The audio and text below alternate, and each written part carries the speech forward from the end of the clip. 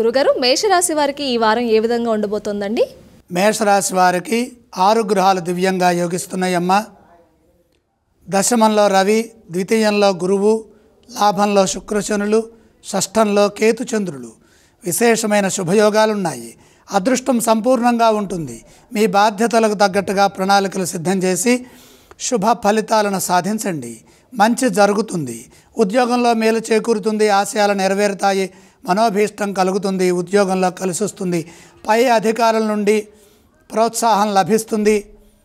ప్రతిభతో పనిచేసి పెద్దలను మెప్పిస్తారు. తోటివారి నుండి తగినంత సహాయ సహకారాలు అందుతాయి.